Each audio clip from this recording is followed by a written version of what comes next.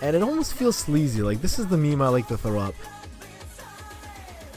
My homie Ian, my bestest boyfriend, really just set me up. This is like SimCity, but with dinosaurs. I'm like, oh snap, that's so me. What the What up, YouTube? Nate here from Thriftdweller. Welcome to another episode of Monday Nitro Pickups. As always, late at night after work. The office is a little bit of a mess, but that's not a new story for y'all.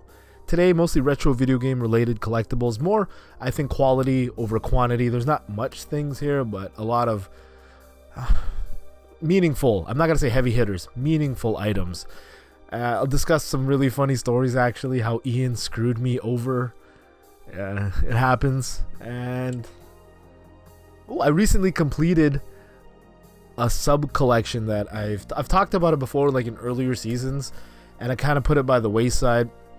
I completed it, and I'm really happy that I did. I'll talk more about that, but let's get into it as we always do. Ding, ding, ding. Shelf padding. We haven't done a lot of shelf padding lately. I shot a vlog recently when one of the games here where I completed that subset I was talking about. On my way to said place, my wife called me. She goes to the thrift store every Tuesdays. She goes to the thrift store every Tuesdays with her mother, who's technically a senior, my mother-in-law, and she gets 30% off of games. So she called me. She said, hey, there's some more Sega Game Gear games, which I've said before I've been finding a lot of. So $5.99 minus 30% off, just because I don't own it. Sonic Chaos? I always want to say Chaos Emerald or something. No, it's just Sonic Chaos. Dragon Crystal was valued at $7.99. I don't know why that was valued at $7.99. And the reason I got it was because my wife's like, oh, there's a game here called Dragon Crystal. I'm like, yeah, that sounds like the game that's worth something. Actually, it's not worth that much.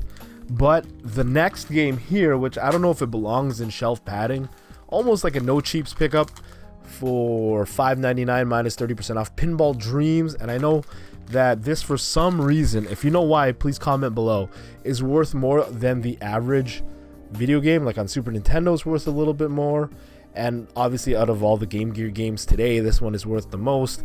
$5.99 minus 30% off. Comes with a nice handy carrying case. Hopefully that focuses well. But yeah, why is this game worth more? Like, what is it about this game? Is it just print run or whatever? Been picking up a lot of Game Gear games. Not a bad thing. 30% off of all those games. Thank you again to my mother-in-law, the original Thriftdweller. This is funny, actually. This is very funny. $3.99 from Value Village. It's just a bunch of Power Rangers missing hands and stuff. I guess I'll show that to you really quickly. I don't think I got a discount on this. See, look. Like, this Power Ranger's missing a hand. Dinosaur Power Rangers. I don't know. This one looks like he's missing a hand as well. What's wrong with these guys missing hands? You got the Red Ranger here, who is, I don't know what his deal. I don't know anything about these Power Rangers, but the reason I got this was because of this guy here. I'm like, I think this is the Undertaker. Please let me know in the comments below. Is this like a cyber Undertaker? Because I know wrestling toys, at least locally, are worth quite a bit, and this guy totally looks like the Undertaker. I'm gonna look to see if he's stamped up anywhere here. Like, to me, like, is this a variant of the Undertaker, like one of those mutant toys? I can't find any markings on this guy. So please, in the comments below, if you're familiar with this, let me know. I took a gamble on this. I'm like, yeah, maybe wrestling toys do well here, man, and like the quirkier the wrestling toy, the better. This was disappointing. I know this isn't video game related. $3.99. There was a Pop Funko in here that I was interested in getting. I love Pop Funko vinyls from the thrift store, but I didn't notice it till I got home. Homeboy missing a foot. And this has happened quite a bit to me at the thrift store, so just a quick tip to y'all. If you're getting Pop Funko vinyl, just look real carefully. Like, I didn't look for a missing foot. So basically what I'm going to do with this is I have a bucket of Pop Funko parts, I guess, or broken Pop Funko vinyl figures. I keep them. I don't know if I'm going to sell them like as a lot online or something, or just keep them if I want to ever start modifying my own Pop Funko vinyl figures. Let's see, nothing else really in here. But yeah, that was a bust. That sucked. I collect Goosebumps books. I think I put it in the vlog That vlog should be on the channel. Just subscribe to the channel. Lots of good videos there. 2 Goosebumps books that I don't own yet. I am trying to complete the Goosebumps collection strictly from the thrift store. I don't want to go on eBay or nothing. I don't want to buy anything. They're all numbered on the spines here. Sometimes they come with really cool things. There's one of these that comes with a t-shirt transfer iron-on thing. I want to see if that works. I might shoot a video on that. I don't know, how old are these books? 20... I want to say 20 years now. When did this come out? 1996. 10, yeah, over 20, close to 23, 24 years old. These Goosebumps books. Will an iron-on transfer from one of these books still work today? Stay tuned to Thriftdweller and find out, because I'll shoot a video on that. I think that'd be fun. I'd rock that shirt too. Now getting into the round 2, ding ding ding, no cheaps. I'm trying to decide. Yeah, I think I know what I'm getting. Anyways. Round 2, ding ding ding, no cheaps. Recommended by Ian. This is a DVD. I know it's not video game related. Beck, Mongolian Chop Squad. It's an anime that he really likes. This one's factory sealed. For some reason, it's because it's shiny. I don't think it's going to focus very well on the camera there. But yeah, $2.99 for a brand new DVD. Why not, right? Okay, I'll be honest. I might resell this. I have this already, but Ian really liked it. And he's pretty good for picking out good stuff, so... That's kind of just, that really is like my role on this channel. I'm not the deep guy. I'm not the, you know, in-depth substance guy. I'm like the hype guy. I talk a lot, very loud. I like the attention. But really, that's what compliments, that's the compliment that all of us bring to Thriftdweller, right?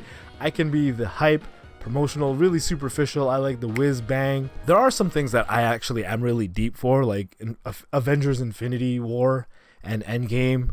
I feel like in those situations in our group, I can educate Ian and Lester and to a certain extent Gary on things that happen in those movies, because that was what I was a real fan of growing up. But for the most part, like Lester I'll be the one, yeah, Resident Evil 4 come out on Switch, awesome. And Lester will have just a list of, you know, native resolution in docked mode is not as, or in dock mode is better than handheld mode because of 720p. Little things like that. He has the substance. He's very smart. Ian, he reads a lot. He likes books.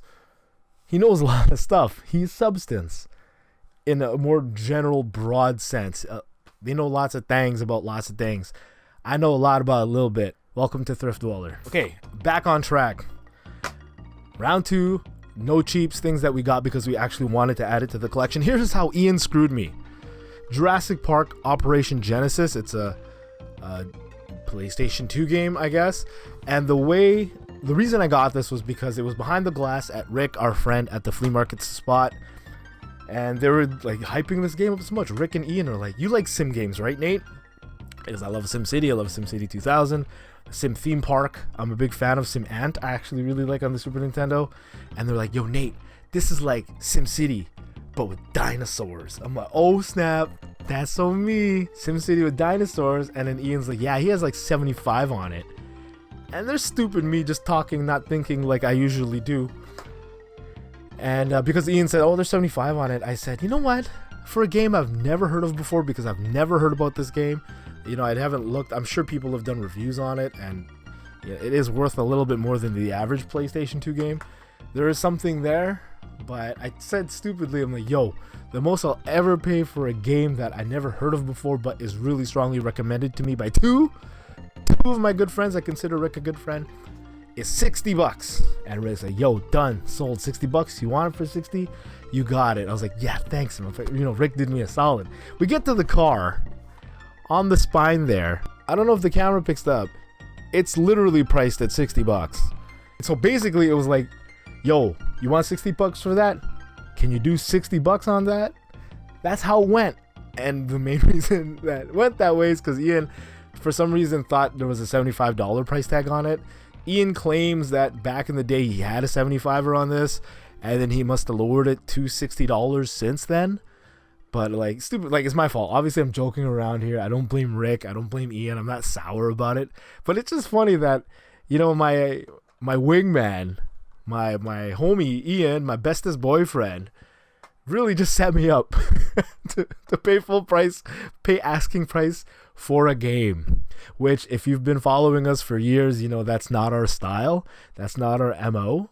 It's kind of given me it's given me the opportunity to really talk about something on this channel. You know, really discussing about like evolution of Thriftdweller, right? Like when Lester and I started this channel, we weren't necessarily in the more financially stable predicaments that we are now. A lot of us, all of us actually on in the group here are really starting our careers. We're entrenched in it, and you know, I would say we're more financially stable. Back in the day, we'd make a big deal about, yo, sucker free zone, we don't pay retail on this channel. But I mean, as we get older and you know, your time and efforts are becoming more valuable than saving a buck here and there, I'm not really disappointed. Like, I'm more willing nowadays to pay retail on something than I would have been even just 3-4 years ago. So I mean, yes, it is a rush to find something for really cheap and take advantage of the thrift store. One thing that we've kind of stopped recording is garage sales. Like, no hate on people that do that, but like, we know this market, thrift retro video games, like, we know what things sell for and what things don't sell for, and it almost feels sleazy. Like, this is the meme I like to throw up, when the reality is we just took advantage of somebody, or some people could look at it that way, and I kind of feel that way. Like, I don't want to say garage selling is beneath me. There's been actual pickups that I felt bad about showing off on the channel, so I haven't been. Let me know in the comments below if you kind of understand where I'm getting from, or do I just sound pretentious and really full of myself. It's all good, man. Ian screwed me though. The day I got this maple syrup pickup behind me here, completing that subset, I had a conversation with the people at MNP Games where I got the game, and they were saying that a lot of their Super Nintendo, especially the loose games, have had price drops recently. What the? There's been a lot of games that I've wanted that have had a lot of price drops. So a game that I've neglected to add to my collection for a long time now, but because it went under $40 loose, Breath of Fire for the Super Nintendo. Is that blurry? That's probably blurry. There you go. Breath of Fire for the Super Nintendo, $39.99. And the reason I got this was because there was a coupon, buy one get one half price. Technically, this was the $40 game. I paid full price for this one to get half price in the next one.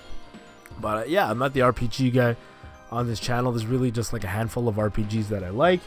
But Breath of Fire is one of those that you hear a lot of people talk about. And I didn't care too much about it, even though I've seen it many times in the past. I've never picked it up. But I guess the price was right. The coupon was right. Oh, and I did question when I picked this up. It felt lighter. And I was like, yo, man, did PNP just sell me like a fake game? I don't know if you'll be able to see that on the back. You'll notice the variant, I guess you can call it. This one doesn't have like the sticker that usually comes on the back. It feels a little bit lighter. It looks cleaner. It's almost like a different gray than I'm used to. And after all these years of picking up retro video games, I didn't realize that there were some video games, such as this one, that were quote-unquote assembled in Mexico. And those are... people are trying to decide online if it's cheaper build quality or not. Like, obviously the plastic is a little bit cheaper, but is the motherboard any cheaper? But yeah, it does feel a little bit cheaper, and it says right on the back, assembled in Mexico. I don't know if it's because we're in Canada and Mexico, you know, probably people in the States got more assembled in Mexico games than we did. I want to say this is my first assembled in Mexico game.